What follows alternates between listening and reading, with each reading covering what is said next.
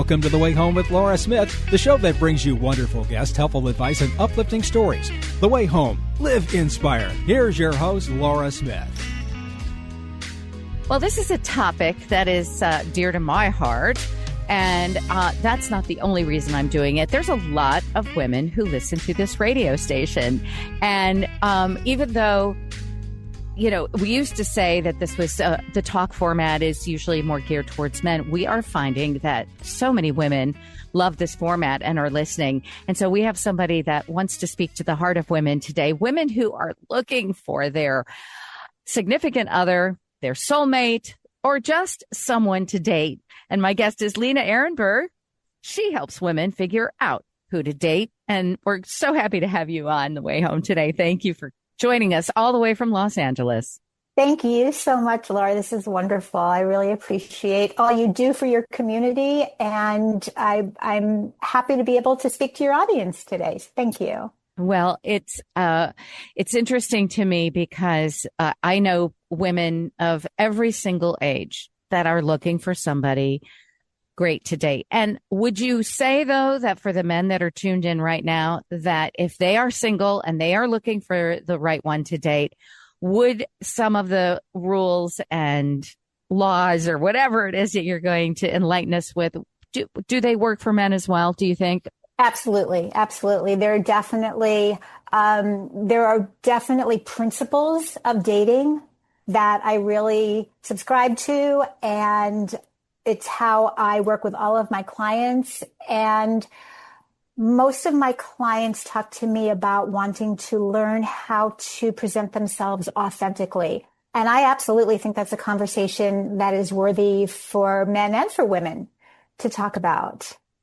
For sure. And so for me, it's an interesting process because I don't have much of a process right now. That's my process. I really am not dating. I am open to it, though, for the first time in a long time. I spent the last 5 years moving my life from New York to the Midwest and buying a new house, getting a new job, taking care of my parents, not taking care of, but, you know, being closer to them geographically so that I could be with them all the time and enjoy them. You know, my whole life was really focused on that. But I found myself recently waking up and going, oh, I think I could date. I think I'm ready. And it kind of struck me that it sort of came out of the blue like that, but it did. And then part of me thought, well, where do I even start? And before I say another thing further, I know there's a lot of people who still find people to date online. I am not someone that typically wants to go that route. Are you someone that gives advice for people open to all different scenarios? Absolutely. Absolutely. I will tell you, okay, so I'm in Los Angeles, and there is a lot of conversation around the Los Angeles meet cute, right? How are people actually meeting outside of online? So I will tell you that I have been asked out on dates at the gas station. I have been asked out on dates, on a date by a man I met walking through the parking lot as I was leaving the farmer's market one morning. And here's the ultimate Los Angeles meet cute. I went on a date with a man who asked me out literally in traffic. We were not going at a high speed. I do not want anyone to... No, you were stuck on the freeway in LA. Well, I was stuck on the freeway, exactly. Well, I was actually trying to merge onto a major road, and I was coming from a smaller road, and I did the thing we do, which is I rolled down my window and I kind of waved to the man in the SUV, and I motioned, "Can I get in front of you?" And he rolled down his window and he yelled out at me, "Give me your number." And wow. I thought I misunderstood him. I said, "What?" And he said, "Give me your number and I'll let you in ahead of me." And I was like, "What are you going to write it down? What's happening?" He said, "Give me your number." So I was like, okay. So I yelled my number out there and he stopped so I could, and by the time I got in front of him, he was calling me. No way. And we chatted and we went on a date. That is absolutely outrageous. So something tells me here between the gas station, the farmer's market, and, getting onto the highway, We have all of that here in Northern Indiana, and they do in Greenwich, Connecticut, where the show is also airing. So, it's not something that's just endemic to LA. So we could do that here, but that's so interesting to me. Do you feel that is this something that just kind of started to ramp up for you once you made a declarative decision? I really feel like I want to date now, or is this something that always happens to you and always has? It hasn't always in the past, and it does happen much more frequently over the past few years, I would say. I think that it started to happen when I became open to the possibility. It has started to happen when I'm going to be super honest. There's a lot of conversation out in the world about there are no good men around here, and it's really hard to date in this city, or I'm not in a city, so it's really hard to date here, or, I know everybody in this town, and all of the things. And when I decided that didn't have to be true for me, and I decided to go out into the world with more of a vacation mindset. Oh, I love that. Because think about what we do on vacation. We are open and we're curious and we're there to have fun. And a lot of us have stopped having fun dating. And I'm all about that. That's the other thing I always talk about with my clients. So you're going to learn all of these things. You're going to learn all these ways to meet people who are really quality matches for you. And you're going to figure all of this out. And the bonus is you're going to have fun dating because it's a social activity. We all ought to have fun. Even if this is not my person forever, I think this could be a really fun evening, or even if it's an hour, even if it's let's meet for a cup of coffee, or let's meet for a walk around the lake or something like that, And so I think that could be really helpful to you too. And, going back to speaking to your male listeners, that kind of getting to know someone at the beginning and keeping a first date really casual is really helpful for both people involved, I think. Yeah. Don't go in there on your very first date and be like envisioning the wedding. Right. Unless it just happens kind of spontaneously that like you're talking and you just kind of see yourself with that person. I'm sure I've read that that's happened to some people, the sort of love at first sight kind of thing, which I believe that there is. My guest is Lena Ehrenberg, and we're having so much fun. She helps women figure out how to date, but we're figuring out that some of these principles work for men too. And it is interesting to me because obviously, a woman my age is not going to be maybe looking to date in the same way that somebody my daughter's age, right? So are there different rules for different times of our lives or different ages, or do you that's a big debunk? You don't worry about those things? I think that there are people who feel a different type of pressure when they're dating, depending on where they're at in their lives and what they want for their lives. But I think, again, that the principles are the same and that we all want to meet a partner who is respectful and loving and kind and a good person and shares our values and shares our vision for our lives. And we also want to be that person, don't we? I mean, I know that you do. I know that you are that kind of person. And so that kind of bottom line, being a good human and being a really wonderful companion, that transcends all ages, honestly. Yes, indeed.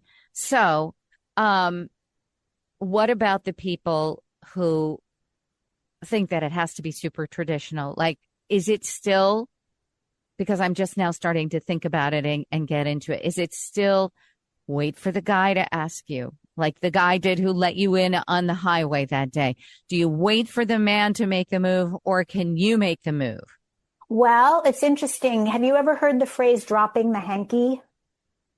This came from, I was probably like the 1800s or late 1800s, when a woman really could not be forward, but a woman could let a man know that she was interested. And I've heard the story that women would literally drop their hanky on the sidewalk so that that man who might have been in their peripheral vision would be a gentleman and pick it up for them and hand it back to her. And it was her opportunity to smile and thank him, and in that way open up the repartee. And so that is absolutely something that women can still do who don't feel comfortable necessarily with actually asking the question, asking for the date. And yet, again, going back to apps, because there might be some of your listeners who might be interested in using apps or dating sites, but there are apps that are constructed so that the women need to take the first move and let a man know that she is interested in him. Yes. It doesn't necessarily mean that she has to ask for the date. And if that's something that you're really not comfortable with, absolutely, it goes back to being authentic. It goes back to, the root of your relationship is what's at the root of you. What are your values, and how can you best present yourself and feel secure about yourself? And so it's really important to operate in a way that really feels authentic to you. Yes, absolutely. Well, that's the one of the great things about getting older and aging is, like, you do feel more comfortable in your own skin. You do feel more authentic, like you can be yourself, and you're not worried about what people will think. You're more, when you're my age, you're thinking, well, if they like me, that's great. And if they don't, too bad. It's kind of like that, because Right. I'm too old to be worried about, trying to please somebody or trying to change my personality to attract somebody. One of my things that I've always said, and my other friends who are also single, we say we would love to meet somebody by having someone introduce us to someone they know. Because that feels a little more reliable than, say, online dating, which they could look like a tall glass of water and all that, and then some, but you really don't know their background, and you might never. It's just the reality of when you do something online. But if somebody who who loves you, who thinks you're awesome, says, "Oh, hey, you know what? I have this great friend, and I know he's single and blah, blah, blah. And I think you guys would hit it off. You both love this, or you both love it."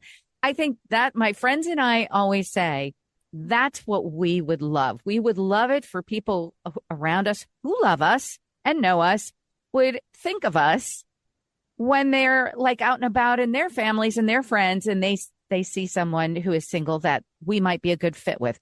That's like a dream come true. It doesn't happen that often, but I have found myself telling people, hey, by the way, I am interested in dating. If you know any, these are people that I really respect and people that I love to be with. Obviously, I'm assuming their friends or their family would be akin to what they are like. So Absolutely. What do you think about that? Is there any reality to that? Have you done any research and found out that maybe people who are introduced almost like, well, not as drastic as in like India, where you're matched by your parents, Right. but the so-called introduction, is there good success with that? Well, I'll tell you my experience. I think that I've been introduced through a friend. I've lived in 3 different states, and I've had friends in 3 different states and all of that. And so I've probably been introduced to people 6 or 7 times in my life. And it was very nice. And I had a nice date. And none of those went past a first date. And I honestly, for me, for my experience, it didn't work out. There are a lot of people for whom it does work out. But again, I think it depends, like you just made the point. Who do your friends know? It really depends. But there are things that you can do to keep yourself safer when you're dating online.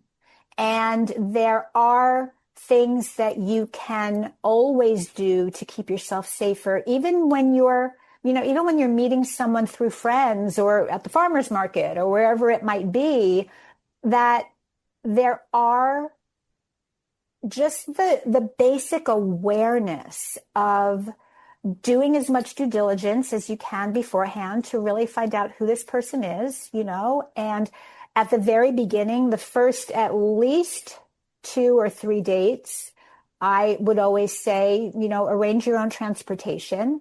You don't want someone to come to your home. You don't want to be getting into a vehicle with someone. You don't want to, not have a way to get back home after your date. And so, and I'm sure that your listeners are really savvy enough to know that just like we would be taking precautions to keep ourselves safe in other areas of our lives, we want to do that when we're dating as well. And there are also ways that we can protect ourselves online. There are other kinds of situations online that can be unsafe. And so you always want to be aware of your own thinking and how are you presenting in this situation. Absolutely. I think more than anything, it would be great to sit and just talk to you and get some wonderful tips and all the experience you have. How can people get in touch with you to have sessions with you on how to find the right person to date Lena Ehrenberg? What is a good website or email? How is it? Do you do it over Zoom?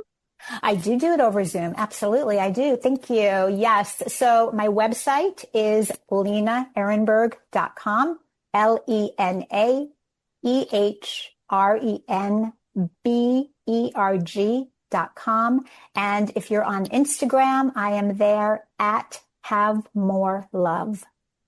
Have More Love. At Have More Love. Well, you are very loving for sure. And I've had you on the show before, but this is a different topic. And I love where it's going. LenaEhrenberg.com. And Ehrenberg again is spelled EHRENBERG. LenaEhrenberg.com. Thank you. And boy, you'll have to come back after maybe I have some good news. I would love to. I want to hear it. Great. Thank you so much. You're listening to The Way Home with Laura Smith. Once again, here's Laura. Well, I've heard about this before. In fact, I have on the radio talked about the organization that helps Americans to remember to check and see if their cars are part of a recall. Why? Because, well, it's all about safety at the end of the day. And we have someone really an expert to talk about that safety and what we do about this during National Highway Traffic Safety Week. And it's Alex Ansley. He is the Division Chief of Recall Management for the National Highway Traffic Safety Administration. So it's nice to have you back, or at least someone from your group back, because I always think this is a great public service. Thank you. Thank you for having me. We love talking about Vehicle Safety Recall Week here in NHTSA, so thank you. Yes. So it is this week. Indeed, and it's going on right now, but that doesn't mean you shouldn't check your car and your VIN number to make sure that you're not part of a recall any other part of the year. But this is the week to really remember it and drive it home. No pun intended.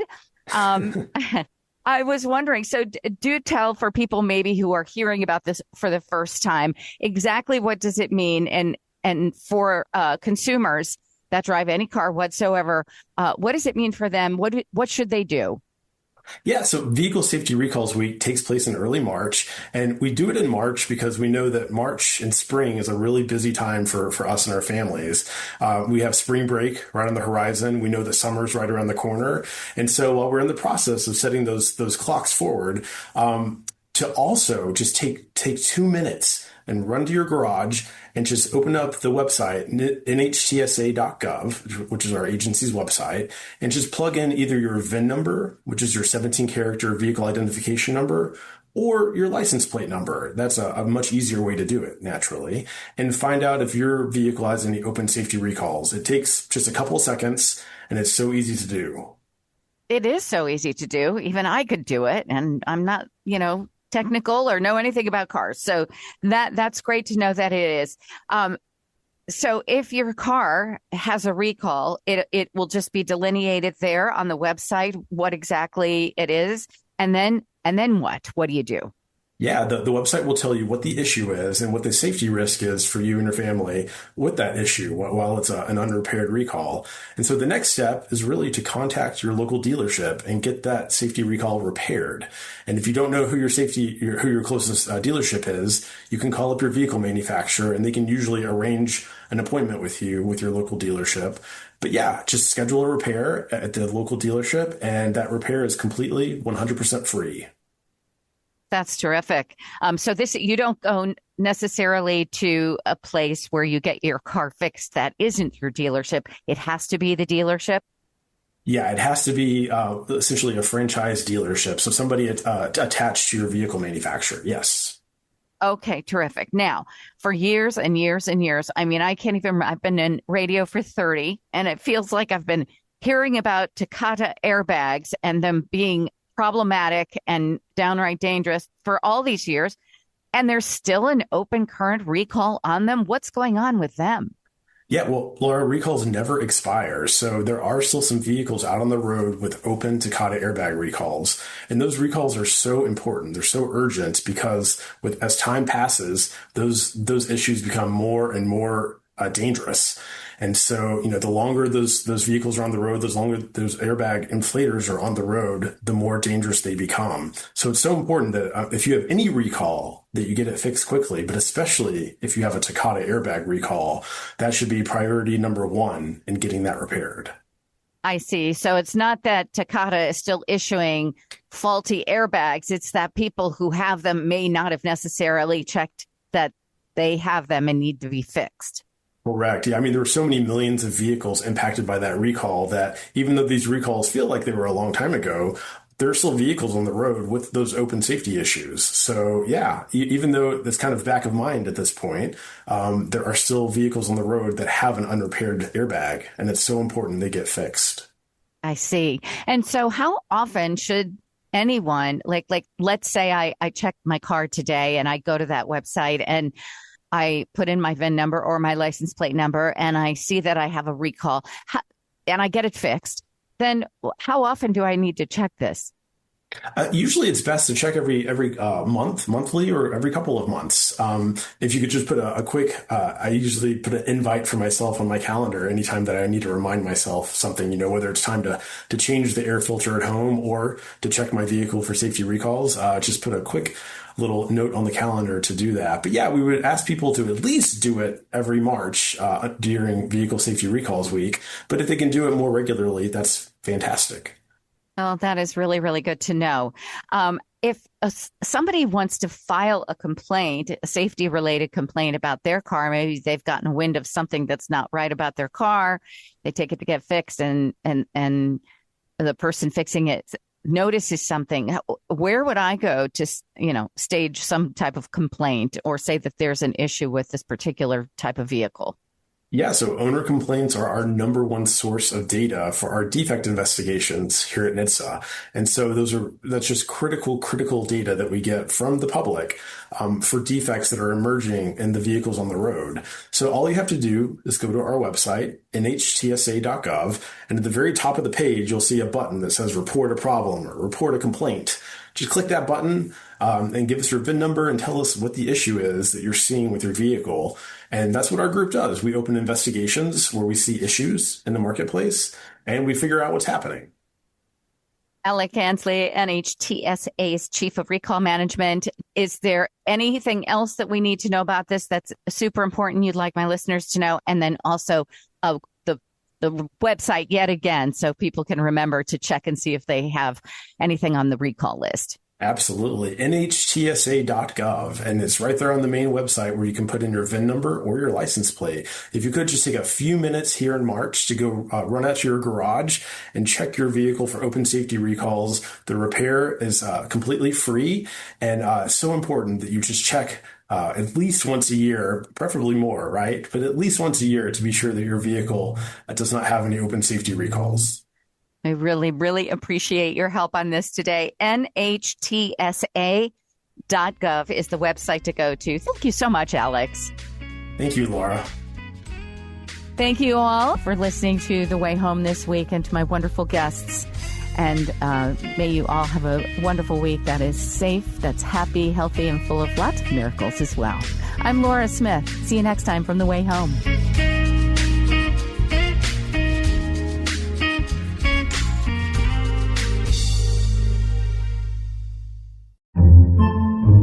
Podcasts by Federated Media.